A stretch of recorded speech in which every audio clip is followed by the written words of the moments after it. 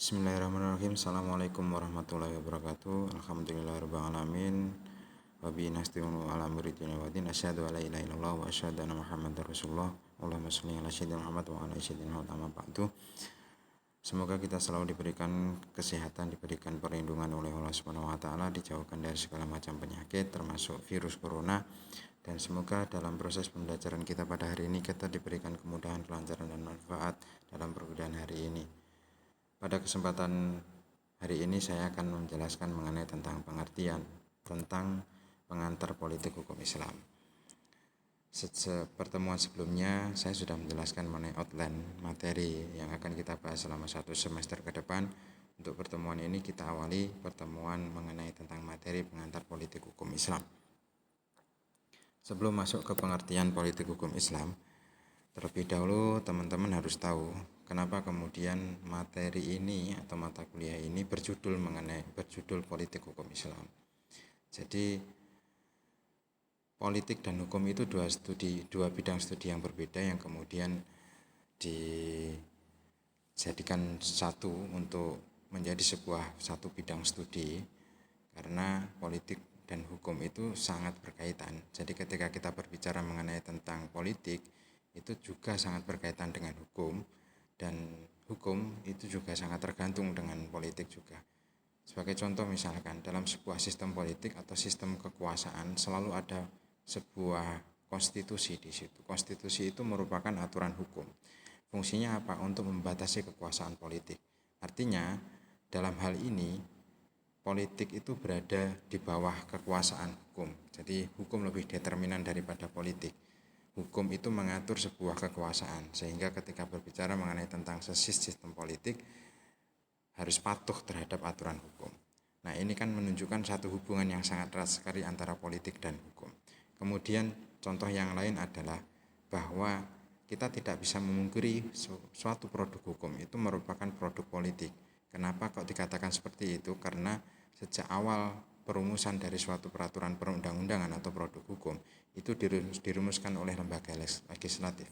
Lembaga legislatif itu representasi dari keterwakilan, ya boleh dikatakan itu memang keterwakilan rakyat, tetapi proses pendelegasian dalam pilkada itu merupakan kewenangan dari partai politik. Jadi bisa kita katakan sebenarnya lembaga legislatif itu adalah tempat berkumpulnya politikus atau orang-orang yang bekerja di bidang politik, sehingga kalau dikatakan hukum itu dibuat oleh lembaga legislatif, maka bisa saja hukum itu ya sangat erat dengan kepentingan politik karena dibuat oleh politikus, gitu kan.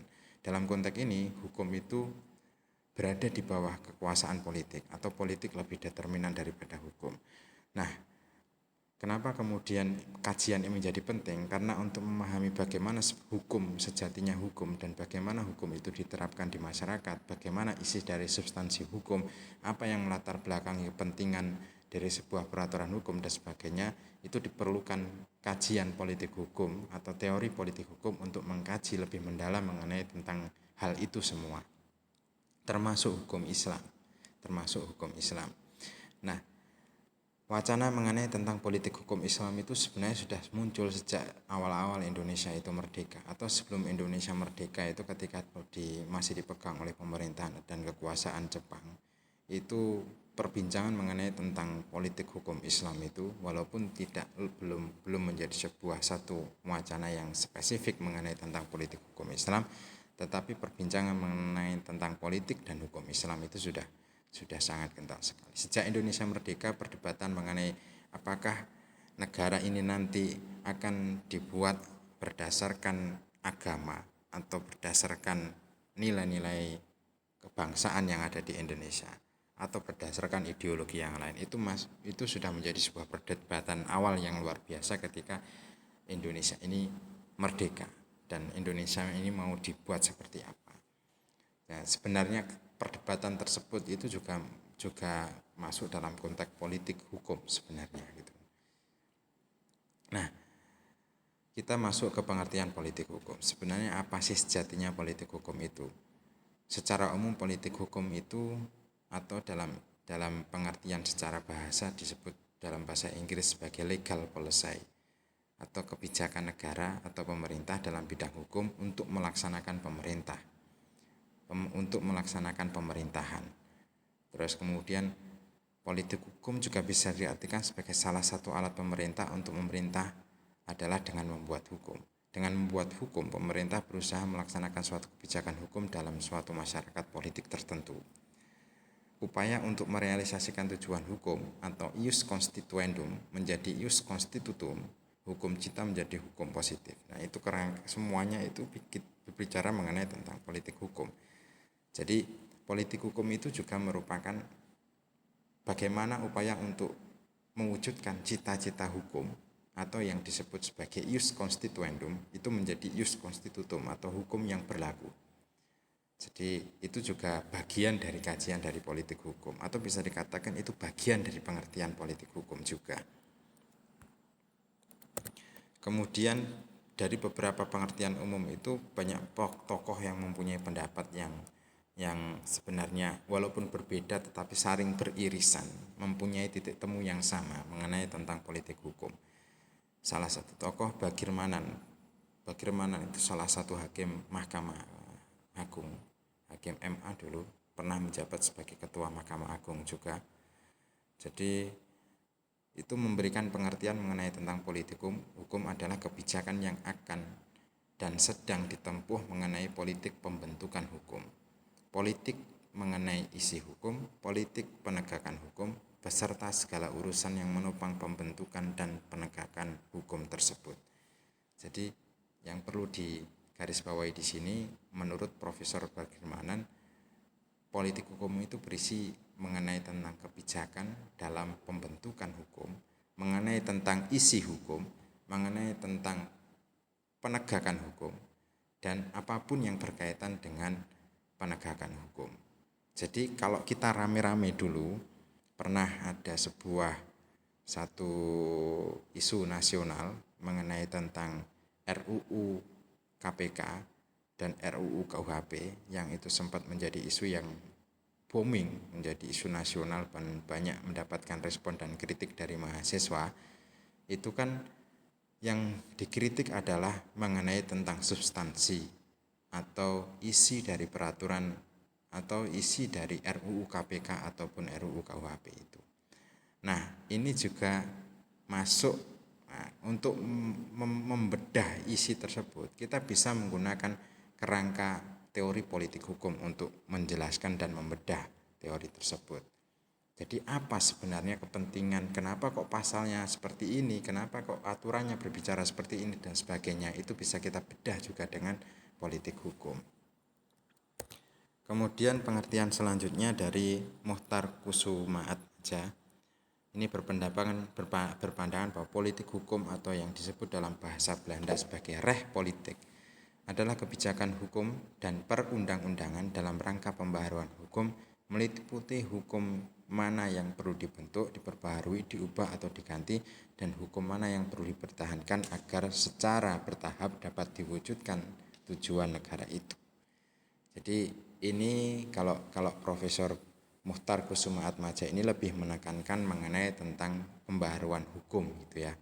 Jadi hukum-hukum yang sudah ada, hukum-hukum warisan kolonial, hukum-hukum lama yang sudah tidak relevan dan sudah tidak kondisional dengan kondisi saat ini, maka perlu dilakukan pembaharuan, di mana dalam proses pembaharuan itulah ada cita-cita atau tujuan yang ingin dimasukkan dalam proses pembaharuan hukum itu untuk pemberlakuan hukum ke depan yang ini relevan dengan kondisi saat ini dan kondisi yang akan datang.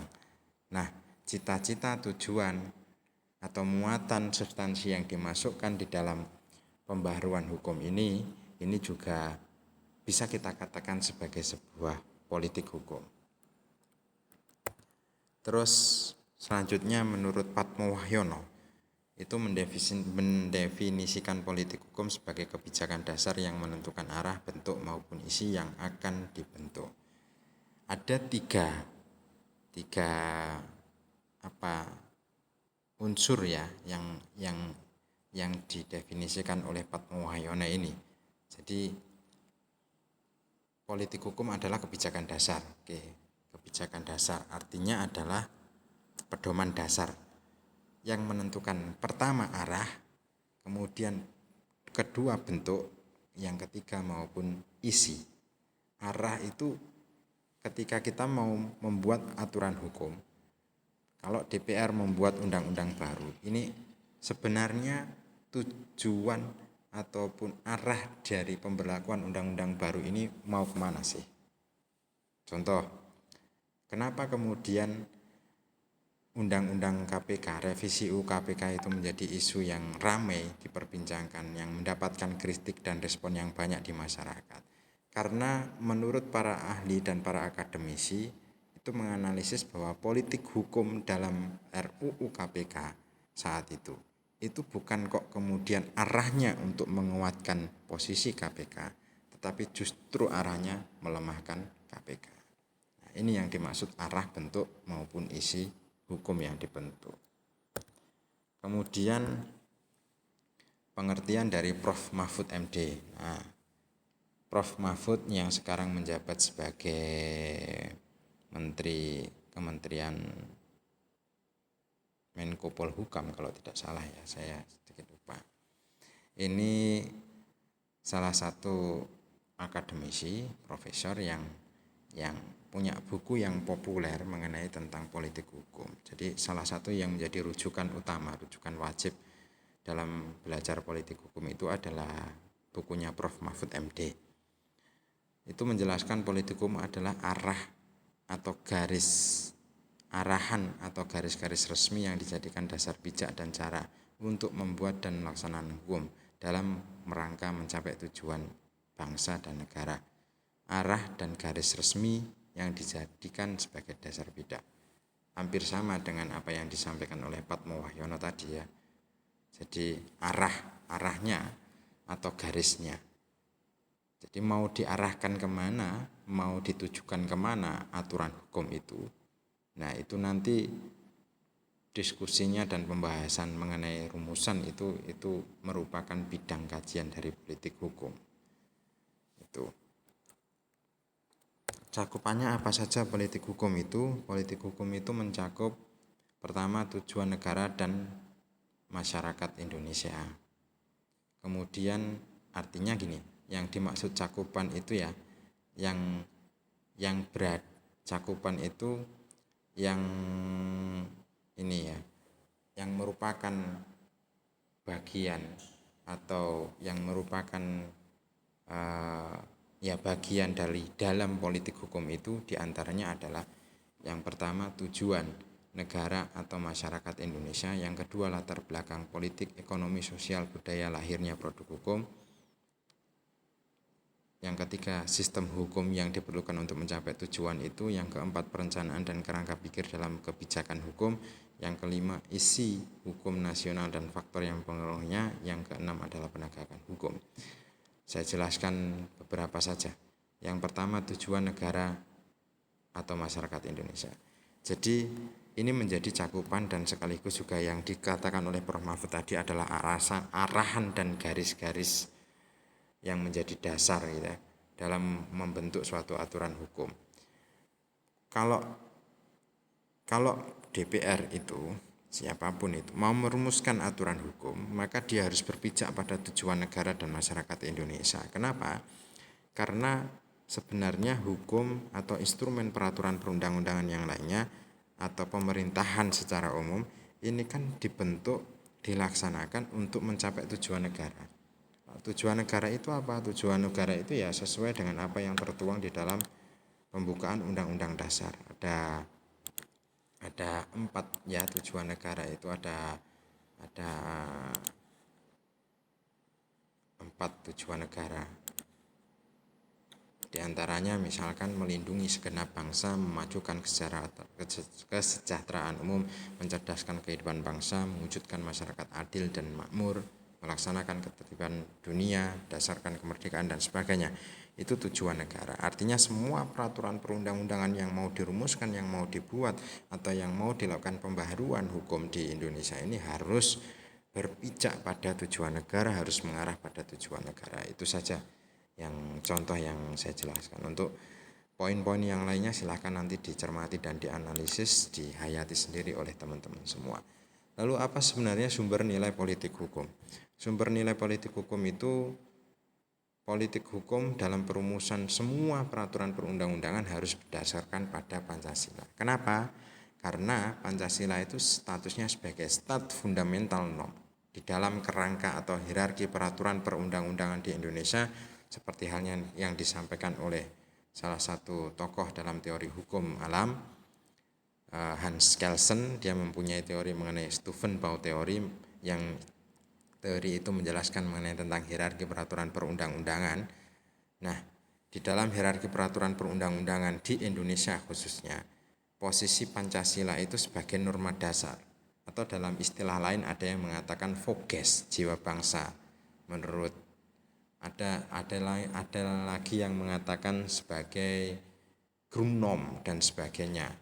Nah, saya lebih sepakat mengambil istilah stat fundamental norm atau norma dasar, kaidah tertinggi fundamental yang menjadi inti setiap tatanan hukum dan negara. Jadi semuanya harus merujuk pada Pancasila, sehingga dalam konteks ini Pancasila itu disebut sebagai sumber dari segala sumber hukum. Maka semua nilai politik hukum harus berlandaskan pada nilai-nilai Pancasila. Kemudian yang oleh sebab itu semua perumusan undang-undang harus berdasarkan pada nilai-nilai Pancasila. Jadi kalau kita berdiskusi mengenai tentang politik hukum itu tentu antara dalam semua negara di dunia ini dalam bidang hukum itu ada bidang studi yang lebih fokus membahas mengenai tentang politik hukum, dan itu semua negara juga memberlakukan ini untuk mengkaji ketika menerapkan peraturan perundang-undangan yang baru. Tetapi yang menjadi catatan, politik hukum dari suatu negara itu setiap negara itu berbeda gitu kan. Antara Indonesia dengan Malaysia politik hukumnya berbeda, antara Indonesia dengan Amerika, Jepang dan sebagainya politik hukumnya berbeda. Kenapa? Karena politik hukum itu dasarnya ditentukan berdasarkan latar belakang sejarah atau pandangan dunia, kemudian sosiokultural, terus kemudian nilai-nilai yang hidup di dalam bangsa itu, serta ideologi yang berlaku di dalam sebuah negara tersebut. Tentu Pancasila, karena kita ideologinya Pancasila dan Pancasila itu hanya menjadi ideologi yang berlaku di Indonesia, tentu politik hukum di Indonesia itu berbeda dengan politik hukum di negara yang lainnya. Walaupun dalam beberapa hal kita tidak boleh mengabaikan tentang realitas dan politik hukum nasional, internasional, yang itu tentu juga mempengaruhi tentang politik hukum nasional, tapi tidak sepenuhnya. Oke, saya kira untuk penjelasan materi kedua ini cukup sekian. Semoga penjelasan yang saya sampaikan bisa memberikan inspirasi, bisa memberikan pemantik dalam diskusi dan belajar teman-teman semua, dan semoga ini bisa dipahami, bisa bermanfaat bagi kita semua. Terima kasih. Kalau ada kurang dan lebihnya saya mohon maaf. Wallahul muwaffiq ila aqwamit thoriq. Assalamualaikum warahmatullahi wabarakatuh.